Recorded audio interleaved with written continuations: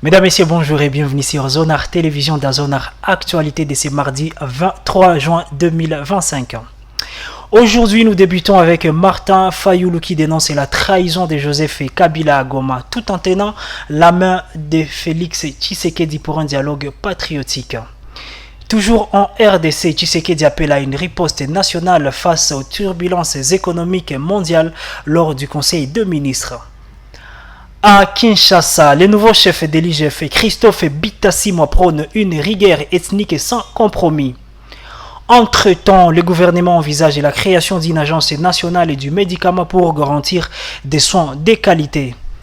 Et à l'ONU, la RDC s'est dit prête à siéger au Conseil de sécurité avec dignité. Passons à l'international et le Royaume-Uni dévoile une stratégie de défense face à la menace russe. Et à Gaza, une analyste décrypte la position critique du Hamas sur une trêve. Restez avec nous sur Zonar Télévision, nous allons décrypter ces informations ensemble. Commençons par Martin Fayulu. Alors que l'Est de la République démocratique du Congo s'enfonce dans une crise sécuritaire, le leader de la Mouka, Fayulu, a brisé le silence le 2 juin 2025 avec une déclaration choc. Il accuse ainsi Joseph Kabila de trahison pour sa collusion présumée avec le 1-23, dénonçant sa présence à Goma, une ville sous contrôle rebelle. Il a cité jeudi. Aucune raison stratégique ne saurait justifier une collaboration avec ceux qui déchirent notre pays.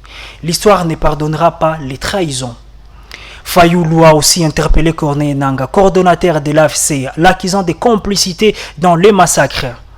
Cessez d'être complice du sang congolais versé. Dans un geste inattendu, il tend la main à Félix Tshisekedi pour un dialogue sincère et patriotique, sans condition, marquant un changement de ton après des années de critiques acerbes sur sa légitimité. Kabila à Goma, depuis le 29 mai 2025, mène des consultations avec des leaders locaux prônant un pacte citoyen pour la paix. Mais sa démarche divise. Le gouvernement l'accuse des trahisons et a enlevé son immunité parlementaire en mai, tandis que certains analystes y voient une tentative de retour politique.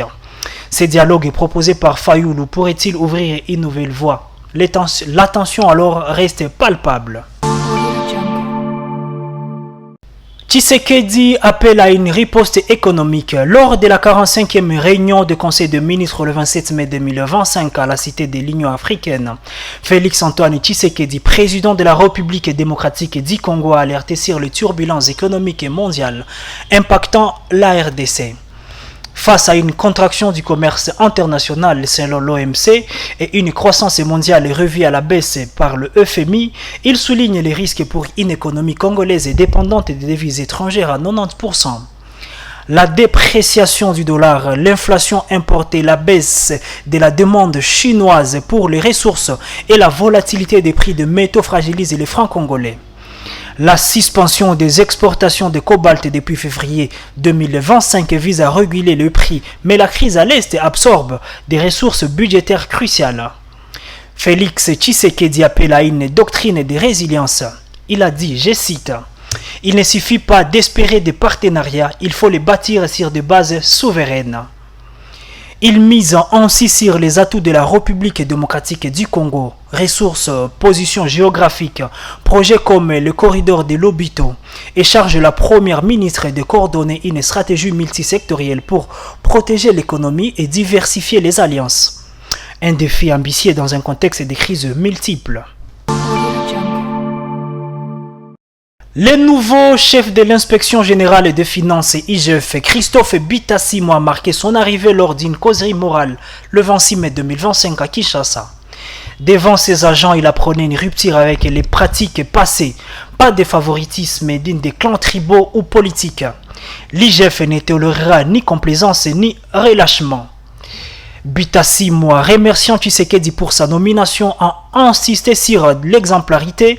Nous devons être modèles car nous devons donner des leçons aux autres.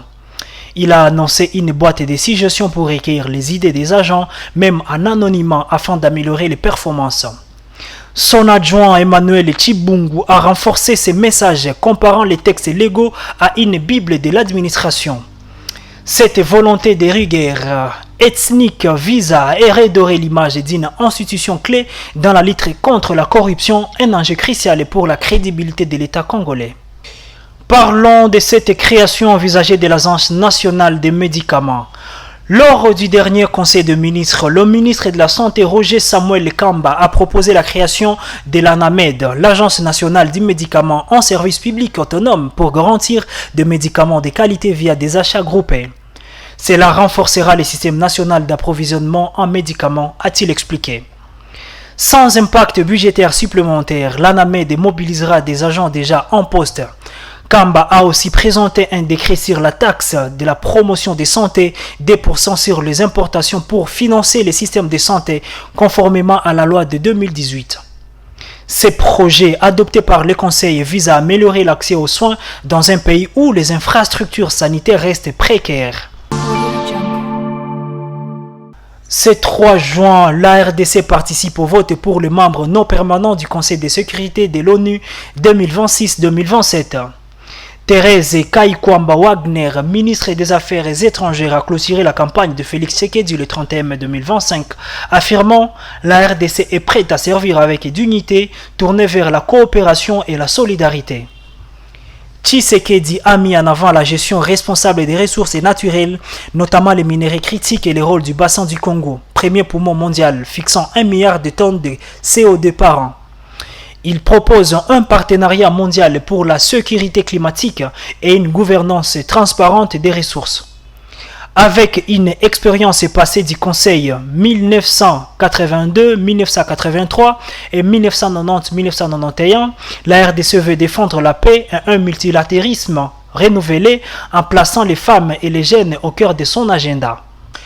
Passons à l'international. Face à la menace russe, le Royaume-Uni a publié ce 2 juin 2025 un audit commandé en 2024. Avec 62 recommandations pour renforcer son armée, Keir Starmer, Premier ministre, a accepté ces mesures à Glasgow, déclarant « Nous devons être prêts à la guerre pour garantir la paix par la force ». Face à des cyberattaques, des risques nucléaires et une Russie agressive, Londres investira dans une usine de munitions, des missiles longue portée et 12 sous-marins d'attaque d'ici 2030 en alliance avec les États-Unis d'Amérique et l'Australie.